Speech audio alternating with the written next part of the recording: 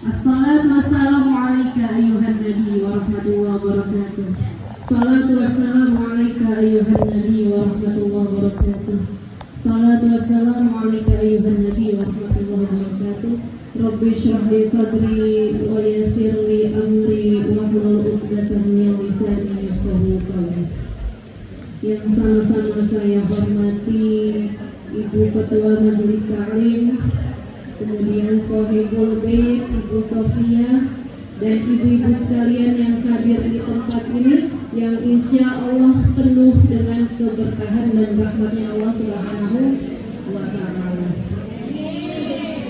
Puja dan puji syukur mari kita haturkan kepada Allah Subhanahu wa Ta'ala yang telah memberikan kita beribu-ribu nikmat, ya ibu-ibu. Begitu banyak nikmat yang Allah titipkan, sehingga jika kita disuruh untuk menghitungnya tidak akan mampu. Tapi kadang nikmat baru terasa kalau itu nikmat, kalau nikmatnya sudah hilang, kalau sudah berkurang. Suami nikmat nggak Bu? Anak nikmat nggak Bu? Nikmat. Tapi karena baru tidur yang dilihat suami, di rumah ketemu buka pintu ketemunya sama suami, dia tidak terasa bahwasanya suami itu nih. Kapan terasa suami itu nikmat? Kalau suaminya sudah nafas itu nikmat. Tapi karena saking seringnya Allah memberikan kita nafas, tidak terasa bahwasanya nafas itu adalah nikmat. Kapan terasa nafas nikmat? Kalau nafasnya udah bengek, baru terasa ya Allah, nafas normal itu enak banget. Mengunyah itu nikmat. Kapan terasa bahwasanya mengunyah itu nikmat? Kalau lidahnya sariawan, baru terasa bahwasanya ya Allah, mengunyah dengan sehat aja itu nikmat. Lebih nikmat lidahnya yang sehat apa makanan yang enak? Makanan enak kalau lidahnya sariawan enak nggak? Nggak enak. Jadi lebih penting lidahnya atau makanannya? Lebih penting kakinya atau mobilnya? Punya mobil mewah, mereknya bagus, tapi kakinya stroke, bisa dinikmati nggak? Jadi lebih penting mana?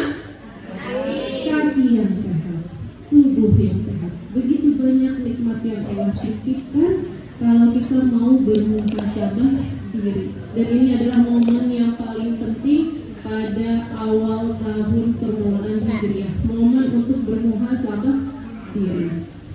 Salawat dan salam tak lupa pula kita haturkan kepada Nabi besar kita Muhammad sallallahu alaihi wasallam. Allahumma sholli wa sallim wa barik alaihi.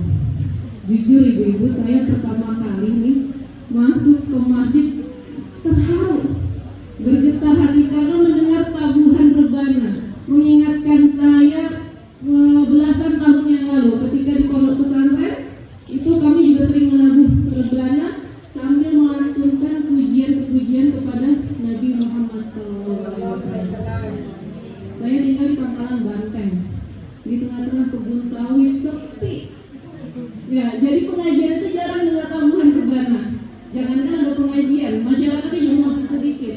Kami diamanahi tanah sebanyak 20 hektar di situ, tanah sawit untuk didirikan pondok pesantren. Sebelumnya kami juga sedang mendirikan pondok pesantren di daerah Jawa, tepatnya daerah Pekalongan.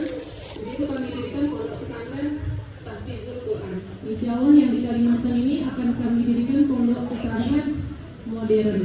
Ya, anak-anak nanti belajar agama di situ, tapi juga ada ilmu-ilmu umumnya belajar di situ. Dan saya baru banget berdecak dalam hati bilang sama suami, nanti ke Pangkalan Bu kita survei pokok banget, biar santri-santri yang di Pangkalan Banteng itu kalau lagi waktu kosong kita ajarin baca maulid Hikmuduror apa berganti gitu sambil menabur rebana. Masuk masjid ini mendengar tabuhan rebana, masya Allah, tabarakallah, hati itu kayak apa tadi salawat yang pertama kali Bu? Assalamualaikum Zainal Anbiya itu. Terus lagi Rabbi halaqaha min nur fihi tiram itu. Baru saya berucap dalam hati, nanti di Rabbana, biar anak-anak santri itu di pangkalan banteng kalau lagi kosong waktunya kita ajarkan nulis itu duror, berjanji sambil menabur Rabbana. Biar nggak sepi, jadi di tengah kebun sawit ada ramenya lah ya, biar nggak sepi-sepi banget. Qala Allah Ta'ala fil Qur'anil Karim, innallaha wa malaikatahu yusholluna 'alan ya ayyuhalladzina amanu shallu 'alaihi wa sallimu taslima.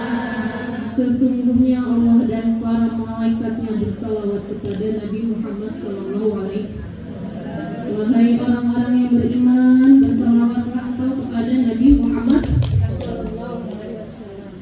Ibadah yang ringan, tidak sulit dilakukan, tapi pahalanya besar di sisi Allah adalah membaca salawat untuk Rasulullah berupa rahmat diturunkannya kepada Nabi Muhammad SAW. Para malaikatnya pun juga membaca salawat untuk Rasulullah sebagai bentuk keagungan dan kemuliaannya Nabi Muhammad SAW. Baca salawat gak butuh dalam keadaan suci, ibu-ibu. Gak butuh dalam keadaan berwudu, tidak butuh dalam keadaan berdiri. Lagi masak, monggo dibaca salawatnya. Sambil limang anak-anak, monggo dibaca salawat. Ya Nabi, salam alaika. Ya Rasul, salam alaika. Ya Habib. Saya punya anak yang ketiga itu namanya Ahnaf Zulfikar. Dia itu kalau dibacakan Mahalul Qiyam, itu yang tadinya rewel jadi diam. Karena memang dari di perut itu ayahnya, suami saya bilang nanti anak ketiga saya pengen banget dia lahir harinya sama dengan hari Maulid Nabi. Tanpa suami saya berpikir itu pas Maulid Nabi itu usia kandungan berapa nggak dipikirnya. Doanya itu aja. Semoga yang ketiga lahirnya pas hari Maulid, pas hari Maulid. Dilala Allah kabulkan ibu-ibu. 7 bulan saya melahirkan anak yang ketiga, pendarahan di dalam mobil dan pas banget pada bulan Rabiul Awal itu. Jadi kita itu kalau punya anak selalu disandingkan dengan Rasulullah. Dari anak pertama nanti kalau punya anak pertama namanya siapa? Kita kasih nama Aisyah. Dia nular keberkahannya Sayyidah Aisyah bintu Abu Bakar. Kita kasih nama Aisyah dan mirip Sayyidah Aisyah kita kasih nama. Anak kedua kasih nama siapa? Kata babanya. Diskusi kita. Karena waktu hamil anak kedua saya tinggal di Kuwait saat itu. Suami dapat tugas di sana selama 4 tahun. Dan subhanallah, mayoritas di Kuwait itu tetangga-tetangga kami itu mereka adalah penganut Syiah. Jadi penganut Syiah itu kan mereka tidak terlalu suka sama sahabat-sahabat Nabi kecuali Ali bin Abi Thalib. Jadi kita itu kalau lagi sholat di masjid Syiah, itu anak saya yang pertama yang saya bawa, Aisyah, ditanya sama orang sana, Isma namanya siapa? Isma Aisyah, namanya Aisyah. Mereka protes, kenapa kamu kasih nama Aisyah? Afdalul Asma ya Fatimah. Katanya nama terbaik itu kalau untuk anak perempuan itu ada pada Fatimah, bukan Aisyah. Mereka protes. Akhirnya saya sama suami bilang, nanti nih anak kedua lahir itu kasih nama Ali, biar mereka bingung. Ini yang satu Aisyah, yang satu Ali. Ternyata benar, bila anak kedua lahir kita laki-laki kita kasih nama Ali Zulfaqar. Ali nama sahabat Rasul, Zulfaqar adalah pedang yang biasa dipakai buat Ali bin Abi Thalib ketika perang. Dan mereka pun bingung, tetangga-tetangga di sana waktu kita tinggal di Kuwait. Anak pertama kamu kasih nama Aisyah, anak kedua kamu kasih nama Ali. Kamu itu menganut mazhab apa? Saya menganut mazhab Ahlus Sunnah wal Jamaah. Kami tidak membedakan para sahabat, semua mulia di sisi Allah. Abu Bakar, Ali bin Abi Thalib, Utsman bin Affan, Umar bin Khattab, Sayyidah Aisyah radhiyallahu anha, mereka semua mulia di sisi Allah. Akhirnya pulang tetangga kami dan dia mereka dengan jawaban kami. Itu asal-asal nama anak-anak kami. Yang ketiga ini kita kasih nama sahabat juga, Ahnaf Zulfaqar. Ibu-ibu sekalian yang dimuliakan oleh Allah, sebuah kenikmatan yang luar biasa dan kemuliaan bagi saya bisa bersilaturahmi dengan ibu-ibu sekalian. Perkenalkan tadi sudah, nama saya Habibah, biasa dipanggil Ustazah Habibah. Saya asalnya dari Jakarta, ibu. Kecil di Jakarta, mondok di Jakarta. Selesai mondok, kuliah ke Mesir 5 tahun. Selesai dari Mesir, hijrah lagi ke Kuwait 5 tahun juga. Selesai dari Kuwait, kita mendirikan pesantren di Jawa, tepatnya di Pekalongan. Dari Pekalongan hijrah lagi ke sini nih. Semoga jadi tempat hijrah terakhir nih di Kalimantan Tengah, tepatnya di Kota Bangkalan, Banteng. Silahkan kalau mau ada yang silaturahmi ke pondok kami, di sana juga ada pengajian rutin yang dibuka untuk masyarakat umum. Semoga jadi tempat hijrah terakhir, nggak pindah-pindah lagi. Alhamdulillahirabbil alamin. Tahun ini kita masuk ke tahun berapa hijriah ini, Ibu? 1445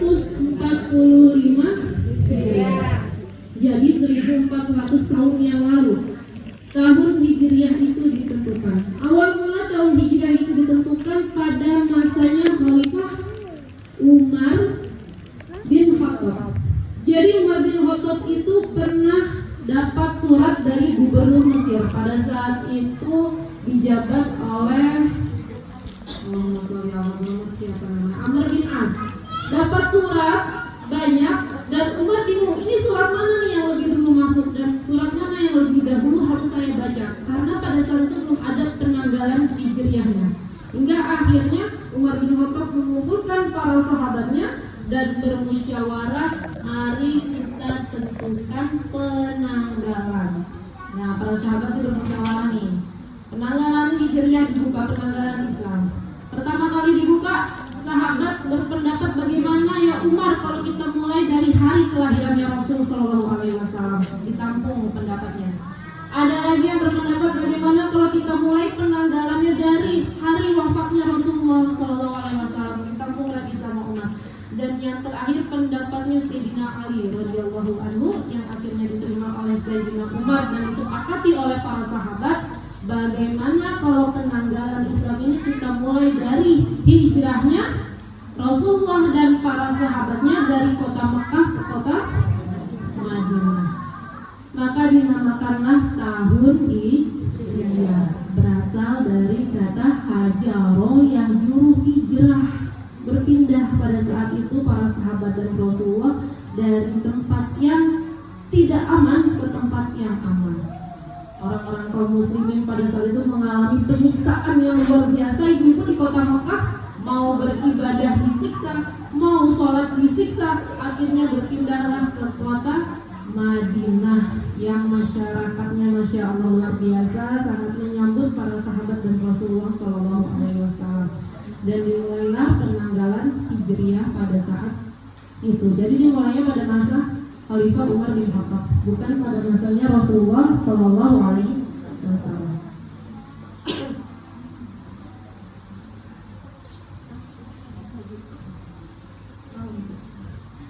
Ibu-ibu boleh yang duduk depan maju lagi sedikit biar yang tidak masuk bisa ikut masuk ya.